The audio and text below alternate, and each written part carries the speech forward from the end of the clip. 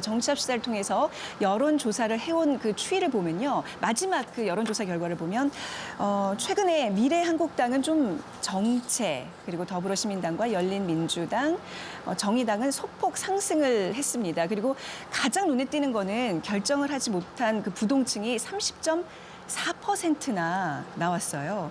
사실 이 30.4%를 오늘 잡는 게 가장 큰 그렇죠. 그 관건인 거죠. 변수잖아요. 어떻게 보시겠어요? 제가 정치합시다 할 때 저 30.4%는 야당에 불리하다고 저는 해석했어요. 왜냐하면 야당은 지금 사실 야당 지지층은 선택지가 별로 없죠, 비례대표가. 국민의당하고 미래통합당, 친박신당, 우리공화당 이런 거 사이 선택인데 사실 진지하게 고민할 문제는 아니거든요. 반면 진보 쪽은 저 공식적인 비례전문당인 더불어시민당하고 그다음에 밖에서 자기 마음대로 생긴 열린민주당하고 그럼 정의당 사이에 네. 제 주변에 고민하는 사람이 이렇게 많더라고요. 어디를 줘야 되냐고 저한테도 물어보고. 그래서 저 30.4%의 미결정 속에는 저 진보 성향의 세 개 정당 사이에 고민하는 유권자의 몫이 훨씬 클 거라고 봐서 최종적으로 투표 결과가 나와봐야 알겠지만 이제 비례대표 득표율은 미래한국당하고 더불어시민당이 차이가 없을 거다. 제가 그렇게 예측했고요.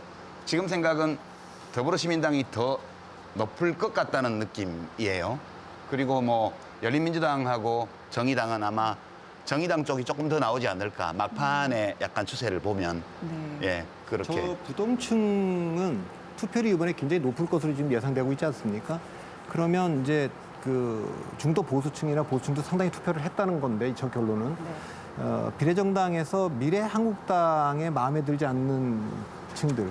그러니까 4년 전에 새누리당으로부터 이탈해서 국민의당을 찍었던 분들 중에 일부는 아마 지역구에서는 미래통합당 후보를 찍을 수도 있겠지만 정당은 국민의당으로 분할 투표를 했을 가능성도 있기 때문에 국민의당의 지지율이 조금 더 올라올 가능성은 좀 있다고 봅니다. 저희가 이제 패널 조사라는 거를 정치합시다에서 계속 해왔습니다. 그러니까 이제 동일한 조사 대상에게 같은 질문을 반복적으로 드려서 그 민심의 이동 추이를 보는 건데 이 비례대표 관련 조사에서 정한을 박사님 어떤 패널 조사 결과 좀 특이점이 있었나요? 저 패널 조사에서 이제 그 비례투표 네. 이제 변동 과정을 보면 일단 그 지역구하고 비례투표하고 좀 차이점이 하나가 나타나는 것 같아요. 그러니까 첫 번째는 뭐냐면 지역구에서는 사실은 아까 이제 국정 안정론이 강화되면서 지역구에서도 더불어민주당을 찍겠다는 그 비율들이 일정하게 이제 상승을 했었거든요. 네.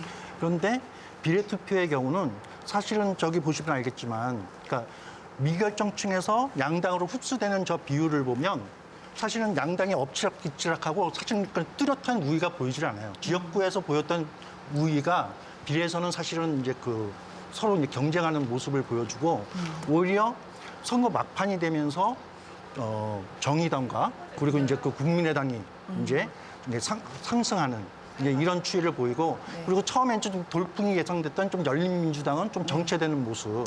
그러니까 이런 게 이번 패널 조사 결과를 놓고 보면 좀 그런 특징이 나타난다고 할 수 있겠습니다. 네. 이번에 워낙 그 비례대표 정당이 수가 많아가지고 그 용지가 48.1cm였잖아요. 그거 보기 위해서라도 내가 투표장에 꼭 가야 된다는 분들이 많더라고요.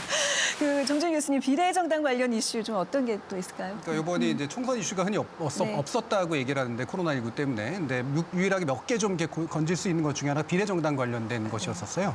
그래서 실제로 이제 비례정당 관련된 언급량은 선거가 진행되면서 지속적으로 이제 상승하는 그런 추세를 보였고요. 그 피크가 오를 때마다 보면 새로운 어떤 비례정당에 관련된 이슈가 나오거나 이러면서 이제 언급량이 상당히 커졌고요. 실제로 이제 보면 미래한국당에 대한 언급량은 사실은 그때 점점 줄어들고 실제로 범진보 계열이나 민주당에 연계된 비례정당 선택지가 넓어진 것에 대한 언급량들이 늘면서 선거 후반기를 주로 장식하고 있었습니다. 여기서 이제 흥미롭게 또 한 가지 봐야 될 부분이요.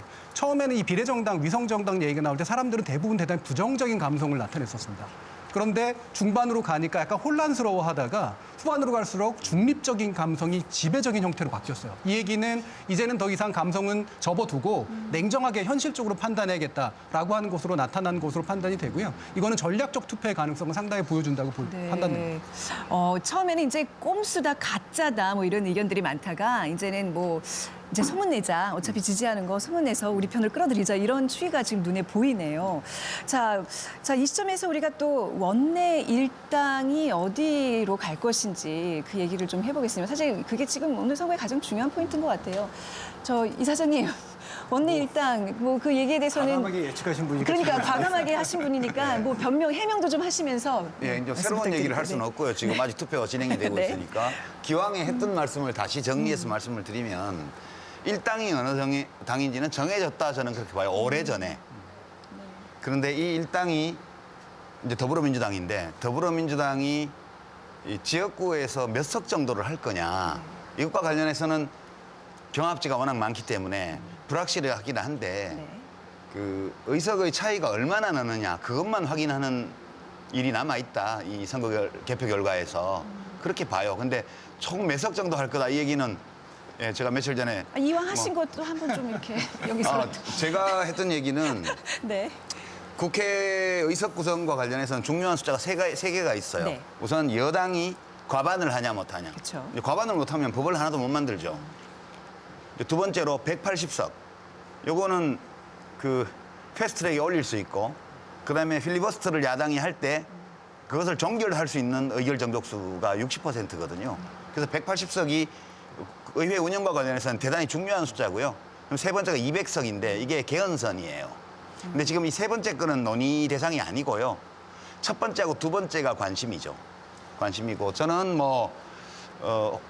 더불어민주당이 제1당이 되는 건 확실해 보이지만 이제 혼자서 비례정당 포함해서 180석을 하는 거는 거의 불가능하다. 그거는. 네. 다만 지난 정기국회 때 1+4 협의체를 했던 그 세력. 지금으로 보면 이제 더불어민주당하고 비례정당 2개, 정의당, 민생당까지 여기를 다 합쳐서 180석이 되는 것은 불가능한 일은 아니지 않을까 이렇게 네. 말을 했다가 민주당 180석이라고 이거를 비틀어가지고 막 보수 야당에서 플랜카드를 걸고 막 저를 욕하고 막 네네. 보수 야당뿐만 예. 아니라 이제 여권에서도 좀 그랬었죠. 여권에서는 여권에서는 그게 또 이제 공격을 받으니까 그래서 제가 미안하다 그랬어요. 예. 급사과하신. 예, 급사과했습니다. 예. 괜히 트집 잡힐 말을 해가지고. 예. 진짜 여론에서 엄청 얘기들이 많이 회자가 됐는데 교수님은 어떻게 보셨는지요? 유 이사장님 말씀하신 것처럼 일당은 상당 부분 정해진 건 맞는 것 네. 같고요. 결국은 과반선 플러스냐 아니냐의 문제로 이제 가는 것 같고 단독으로 이제 과반 달성하는 게 쉽지는 전 않다라고 개인적으로 판단하는데 왜냐하면 맨 마지막에 접전지 이슈가 은근히 많이 붙어가지고요. 그래서 이거는 상당히 좀 지켜봐야 될 것 같은데 네. 150선에서 왔다 갔다 하지 않을까 싶습니다. 네. 그래도 좀 구체적인 숫자를 좀 제시해 주셨네요. 네. 네, 좀 분석 좀 2월 해주시죠. 달까지만 해도 미래통합당이 일당할 거라고 다 예견들이 됐어요. 그때만 해도 미래한국당을 만들었기 때문에 그 비례정당의 갭을 메꾸기 어려울 거다. 이제 그랬기 때문에 현실적으로 더불어민주당도 만들지 않았습니까? 근데 그 뒤에는 좀 판세가 바뀌었는데요. 저도 지금 더불어민주당이 단독 가반하는 일당한다. 그 가능성 좀 배제하고요. 그 시나리오는 말고 나머지 4가지 시나리오가 있다고 봅니다. 저는 어느 당 일당할지 모르지만 다 가능성이 있는 시나리오. 내가 좀 들어볼까요? 첫 번째는 네. 더불어민주당과 더불어시민당 합쳐서 가반되는 그림이 있을 수 있습니다. 이 경우에는 수도권에서 처음에 지난 122석 중에 민주당이 지난 2016년도에 82석을 했거든요. 근데 이번에는 90석을 자신하고 있는데 90석 가는 그림입니다. 그럼 이제 미래통합당이 30석이 안 되는 그림이고 그렇게 되겠죠. 두 번째 시나리오는 더불어민주당과 더불어시민당, 열린민주당까지 가반수가 되는 그림입니다. 이 경우에는 90석에는 못 미치게 되고요. 미래통합당이 35석에서 40석까지는 해야 될 겁니다. 세 번째 시나리오는 그 세 개, 더불어민주당과 더불어시민당과 열린민주당을 합쳐도 가반이 안 되고 범진보까지 합쳐서 가반이 넘는 경우인데 이런 경우에는 미래통합당이 수도권에서 한 45석은 해야 될 겁니다. 미래통합당이 일당을 할 가능성은 121석인 수도권에서 50석을 해야 그렇게 되면 나머지 PK의 충분히 영향을 미치기 때문에 미래통합당 일당을 할 겁니다. 네. 어떻게 여론조사 결과 이 시나리오들이 어느 쪽이 좀 더 우세한가요? 근데 저희가 네. 일주일 동안 조사를 하질 않았기 때문에 데이터 가지고 얘기를 드리기는 좀 어려울 것 같고요. 그러니까 저는 개인적으로 맨 처음 저희가 첫 방송 할 때 유튜브에 어떻게 예상하는지 할 때 일단 그 기준점으로서 여당 과반에서 시작을 하겠다라고 말씀을 드렸어요. 그래서 상황이 바뀌면 이제 조정하겠다고 말씀을 드렸는데 사실은 그동안에 이렇게 근본적으로 좀 수정해야 될 어떤 그런 여론 변동은 좀 확인이 되지 않았던 것 같고요. 근데 이제 다만 아까 저 그래프 추세로 보면 그게 더 벌어지면 진짜 뭐 180석도 될 것 같지만 네. 아까 말씀하셨던 것처럼 보수 정당이 마지막에 이제 읍소 전략으로 견제론을 호소하면서 이렇게 나왔는데 그게 혹시 먹혔다면 좀 뭔가 좀 다른 그래프 모양도 생길 수도 있다. 그 가능성은 열어놔야 되겠다. 좀 그런 말씀을 드리고 싶어요. 네. 사실 우리 좀 이따가 또 합류하실 박형준 선대위원장께서 개헌 저지선 얘기까지 하셨는데 그건 좀 뭐 어떻게 보시는지. 그거요? 짧게 이제, 좀 한 말씀 예, 지금 부탁드릴게요. 남아있는 짧게. 변수가 네. 이미 의사결정은 다 됐고 네. 마지막 남아있는 것은 투표장까지 가냐 안 가냐 그 문제밖에 없거든요. 네. 그래서 결집해 있는 보수를 최대한 투표장으로 나오게 하기 위해서 전략이었다. 예, 박형준 위원장께서 죽는 신용을 하신 거다. 예, 저는 엄살 그렇게 작전이셨다. 봐요. 이따 모시고 또 자세한 얘기 그러면 나눠보도록 더 하죠. 들어오잖아요. 예, 그거 한 거죠. 자, 여기 계신 분들의 예측이 과연 얼마나 맞을지 지켜보는 게 또 오늘 개표 방송을 보는 재미 포인트가 아닐까 싶습니다. 자, 투표가 이제 1시간밖에 남지 않았습니다. 1시간 조금 넘게 남았군요. 자, 여러분의 소중한 권리 놓치지 말고 꼭 행사하시기 바랍니다. 지금까지 K큐브였습니다.